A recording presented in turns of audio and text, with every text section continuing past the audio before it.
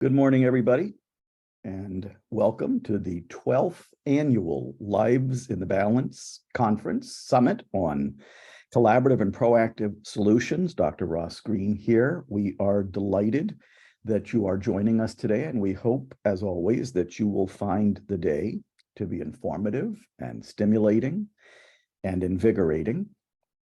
We have two amazing keynote speakers today and some of our best breakout groups ever, so you are in for quite a day. We receive a lot of feedback every year that the summit helps people recharge their batteries and regain their focus on compassion and collaboration, and we certainly hope that that is the case for you this year as well. Some introductory comments now. Just to get us started on the right foot, let me share my screen again.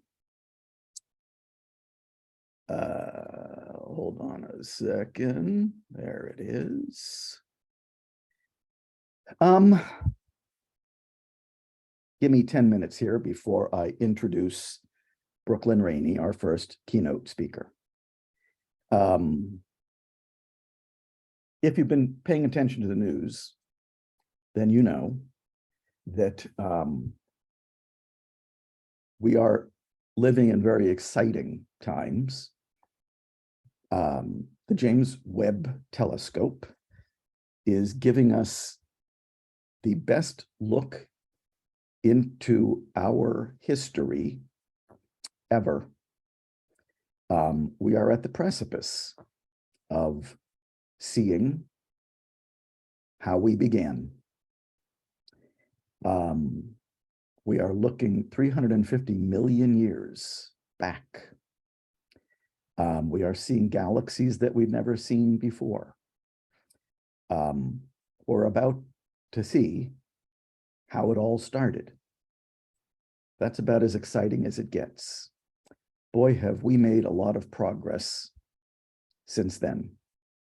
Yes, we've had a lot of challenges and still do, but we've made a ton of progress.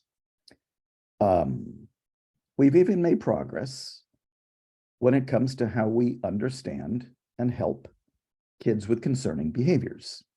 Regrettably, there are still lots of practices that are stuck in the dark ages, but we're getting there. So what I'm going to do for these 10 minutes is give you a brief history of how we got here and where we're heading. I'm going to start with this guy. If you recognize him, then you know that this is Sigmund Freud. Brilliant man. Made up some really cool stuff. But aside from the made up stuff, he also gave us some real stuff. Defense mechanisms are real. Children do go through stages of development. Oedipal complex, Electra complex, not so sure. But Sigmund Freud emphasized the importance of early experience on human development. And that's huge. We're still feeling the effects of that today with the emphasis on adverse childhood experiences and how they affect our kids. So while people these days, because time has moved on from Sigmund Freud, many people point to the things that he talked about that weren't quite so credible, he gets a lot of credit for helping us focus on early experience and its importance on later development. But because some of his stuff, a lot of it, was kind of made up, this guy came next. Now, I'm not saying this guy disrespectfully. This is B.F. Skinner, for those of you who don't recognize him. B.F. Skinner didn't like stuff that was made up. He emphasized the science of human behavior, keyword behavior. And B.F. Skinner felt very strongly that because behavior is the only thing that's observable, the only thing that's objective, and the only thing that's quantifiable, it should be the only thing that we look at. Now, that was an advancement at the time. And there are still many, many people who subscribe to what B.F. Skinner told us and the practices that he gave us. He did get one thing wrong, at least. Overt behavior is not the only thing that's observable, objective, and quantifiable. The problems that are causing those behaviors, the expectations kids are having difficulty meeting, are just as objective, just as observable, and just as quantifiable. Now, B.F. Skinner told us that we could, according to the rules of behavior, the laws of behavior, we could manipulate environments so as to decrease the likelihood of maladaptive behavior and increase the likelihood of adaptive behavior. By that model, the adult is in charge. And I don't know if B.F. Skinner deserves credit for this as well, and I'm dating myself here, but one of the things B.F. Skinner did tell us that was tremendous is that behavior is situationally specific. But as it relates to adults knowing best, back in my youth, and once again, I'm dating myself here, it was the adults who knew best. We knew how to judiciously administer consequences so as to mold the behavior of our youth. And Father Knows Best was not the only example of this. Some of you don't even know who these people are, but this is Leave It to Beaver, where Dad was very wise and quite the authority figure. And we also have Andy of Mayberry. There's many others here. I'm just giving you a quick blast from the past here. This is adults knowing what's best and being very wise in how they manipulate the environment and administer consequences to mold kids' behavior. That was progress. But that was also a long time ago. And we have progressed beyond that. And this guy, no, that is not Jeff Bezos. That's Walter Mischel, one of the forerunners of social learning theory, which was the next advancement after behaviorism. And Walter Mischel and other social learning theorists, Albert Bandura among them, said something really important. This is not just about antecedent behavior consequences. Cognition matters. What's going on in somebody's head can disrupt antecedent behavior consequences. Cognition is important. And Walter Mischel emphasized skills as a major mediator, cognitive skills, especially in the case of Walter Mischel, those related to delaying gratification and tolerating frustration. I think he was onto something. Skills mediate behavior. Cognition mediates behavior. And these days, I think that it's largely well known that cognitive skills mediate behavior. And we're talking here once again about cognitive skills like flexibility, adaptability, frustration tolerance, problem solving, emotion regulation, the skills we talk quite a bit about in collaborative and proactive solutions. We're continuing to progress. That progress, the recognition that there are kids who don't tolerate frustration so well, who don't problem solve so well, who aren't as flexible and adaptable, who don't have an easy time regulating their emotions, have given rise to some very humane practices like giving a kid a break when they're becoming frustrated, having them visit the calming corner when they get frustrated, teaching kids coping strategies for what they should do to modulate their frustration when they get frustrated, de-escalating kids. All these are progress over what was. But there is more progress to be made. One more, two more characters. Here's a very, I don't know if any of you recognize him, but this is Carl Rogers.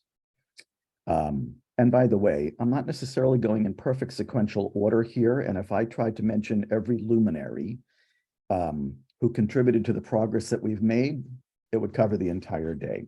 But here's what Carl Rogers contributed to our progress. Empathy alone is therapeutic, and listening is the purest form of empathy. People who Carl Rogers worked with made dramatic progress just because he was listening.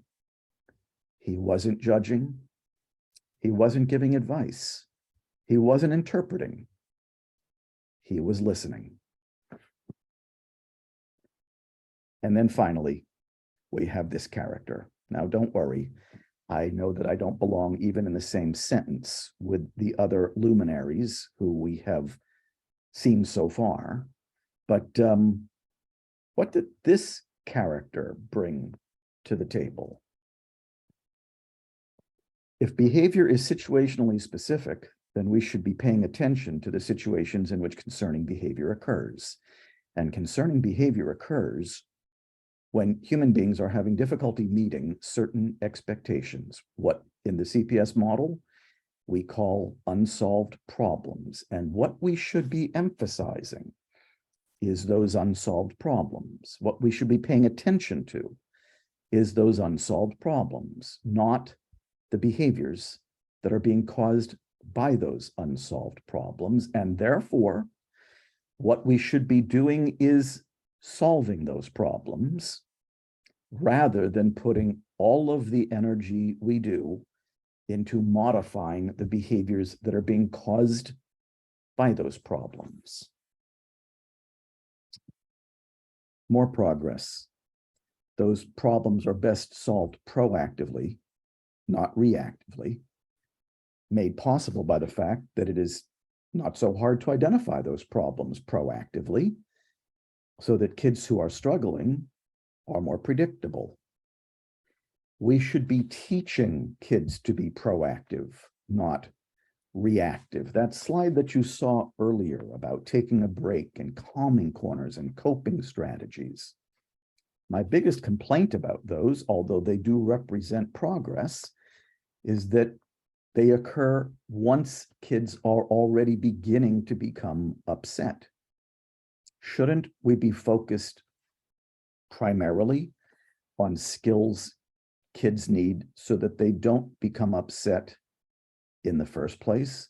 We are still way too focused when we're teaching kids skills on what they should do once they start getting frustrated, rather than the skills they need so they don't get frustrated in the first place. And the problem solving should be collaborative, not unilateral. Father doesn't always know best. We are not mind readers. We should not pretend to be. If you're going to be collaborative, you are going to involve kids in solving the problems that are affecting their lives. And that means listening, the purest form of empathy. I turned 65 years old a few weeks ago, and I can tell you without hesitation that at least professionally, the most important thing I have done over the last 40 years is listen to kids, find out what's getting in their way, involve them in solving the problems that are affecting their lives. More people should do that. It's the purest form of empathy. We have the technology. It's 3 steps. We know how to listen to kids. We know how to hear them. We know how to clarify what they're trying to say to us. We know how to solve problems collaboratively with kids. The technology is there. How do you know you're making progress every day? You know you're making progress when you could use timeout and you don't. You're making progress when you could give it detention and you don't. When you could suspend a kid and you don't. When you could expel a kid and you don't. When you could hit a kid and you don't. When you could restrain or seclude a kid and you don't. When you could arrest a kid and you don't. When you get curious about what's getting in a kid's way instead of judging. When you engage with a kid instead of pushing them away. That's everyday progress all of us can make. The journey is not a straight line. It's a bumpy road. What's next on the CPS journey? We'll find out. The CPS model evolves monthly. It gets better and better. What's next for the species? We may be about to discover we are unique. This is a pretty special place. We need to be careful. Best way for us to make progress as a species is to listen to each other, to make sure that all of us have voice. Conflict is caused when people don't have voice. The same technology that helps us listen to kids helps us listen to each other.